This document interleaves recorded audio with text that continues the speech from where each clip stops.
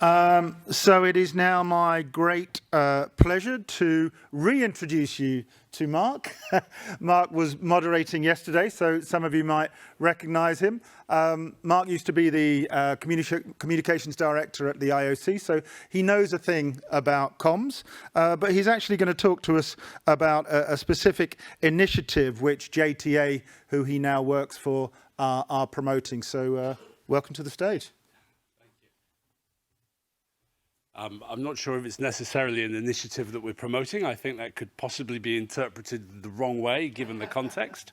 Helping to resolve. Yes, well, and as I noticed, there was a bullet point as part of the previous presentation which said this is all new, and I think we can all agree that this one is pretty new too. So, at JTA, we like to solve complex problems. And so last summer we were asked to help solve a fairly complex problem, which was the participation of Laurel Hubbard, the first openly transgender Olympian in the weightlifting competitions of Tokyo 2020.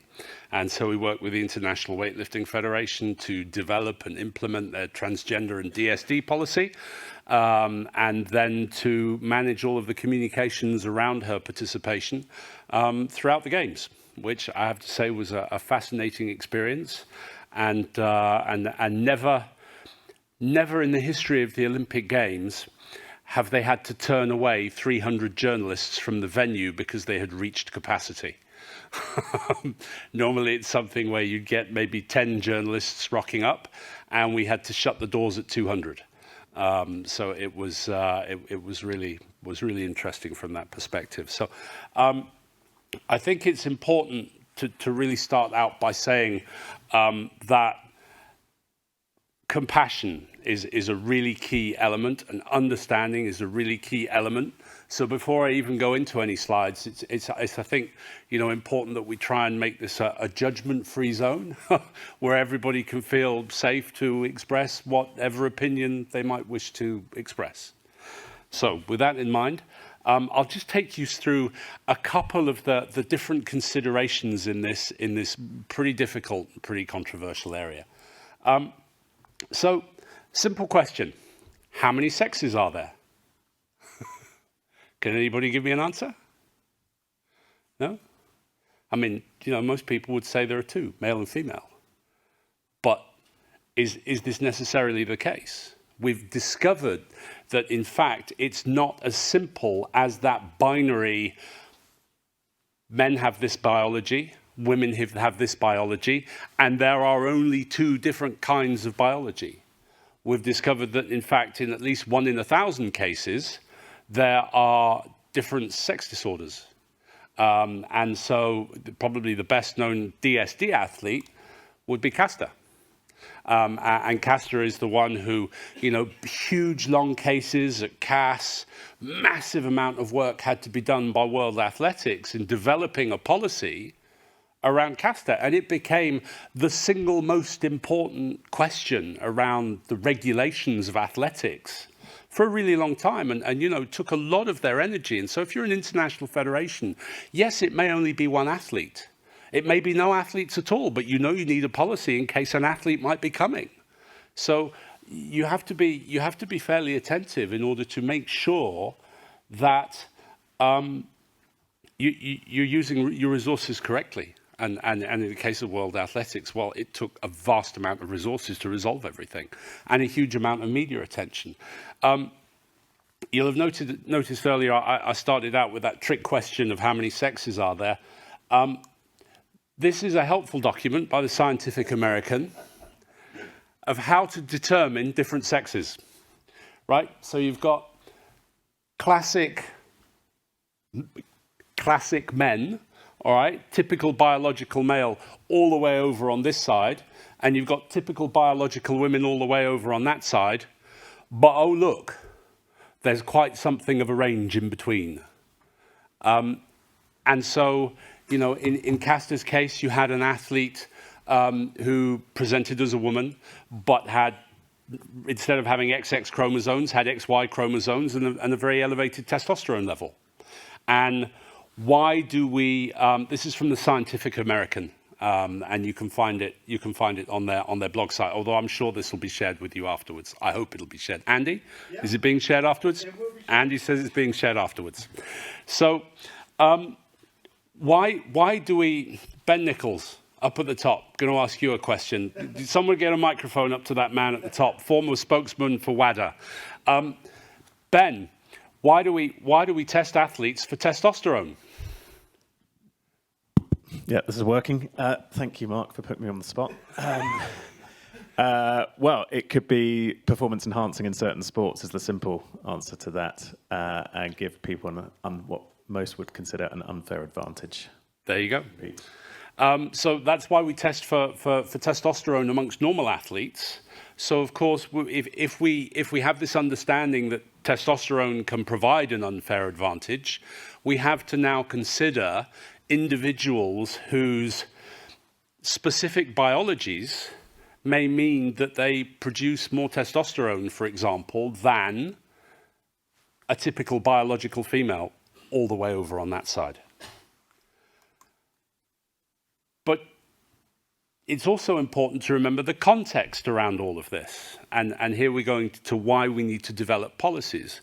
And this is also why I remind you that it's important to treat this with compassion, because it is vital to understand that there's a lot of emphasis right now on legislation, particularly at state level in the USA, around excluding transgender girls and DSD girls from sport at high school level and at collegiate level.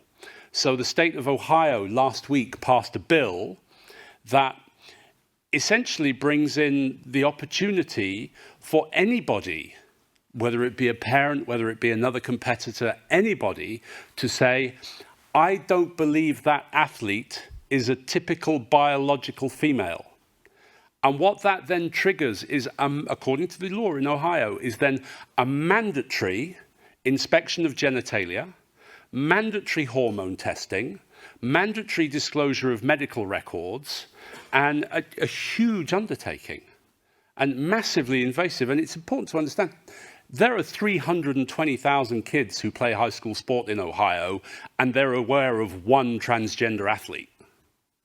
So it has become this sort of divisive topic.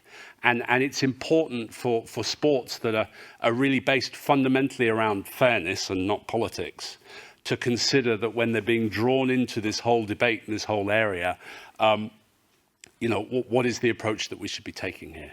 Is it one that's informed by this, or is it one that's informed by notions of fairness? So with that in mind, we'd have this kind of tricky issue, because we had that huge spectrum up there a moment ago, but in sport, we don't even have a male category and a female category. We have, because they're not standard biological based categories. They are, for the most part, gender based. And in many cases now, you can self-declare your gender. In New Zealand, I can walk into the passport office tomorrow and say, please change my gender, because I'm a woman now. And that's perfectly reasonable. And so if I'm self-declared as a woman, how does that work in sport where we are dividing between men and between women? Well, probably we need to start considering eligibility.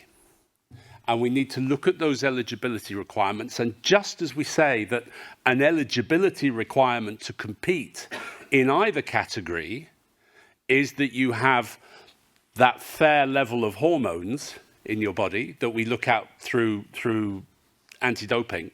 And often with anti-doping, you will find that it's not just you have some amount of testosterone, so that's bad. There is a threshold that's established. And there is what's considered an acceptable threshold, an acceptable ratio of testosterone to epitestosterone. And so you look at these thresholds and you say, well, when you get above a certain limit, probably you have a disproportionate advantage. And so that's really the challenge for international federations. It's to come up with a compassionate approach that balances fairness, inclusion, and safety. Because you look at World Rugby, and they've taken safety as their number one priority above fairness and above inclusion. They've just said, on a safety basis alone, we're going to take this particular route. And as you try and determine the rules for eligibility for a sport, and they will almost certainly be different from sport to sport based on the different requirements. Are you a collision sport? Are you a combat sport? What is the specificity of your sport? And to what extent could testosterone, and having, in the case of transgender athletes who've transitioned from male to female after a male puberty, what is the stored up advantage of having gone through puberty with that male level of testosterone? And it's then figuring out an approach for eligibility criteria which is specific to your sport and which is based on compassion and science. And should you find yourselves in a position where you need to help, you need some help to try and solve some of these complex problems, know that there are people who have been through this before. And I think that's the wonderful thing about summits like this, is it brings together people who, yes, in many cases, we're looking to sell each other services. But fundamentally, we're all part of the same family, and we all help each other out as much as we can. So I think that's really why it's important to have these kinds of exchanges. And thank you to MEI for giving me the opportunity to talk to you about this. Are there any questions?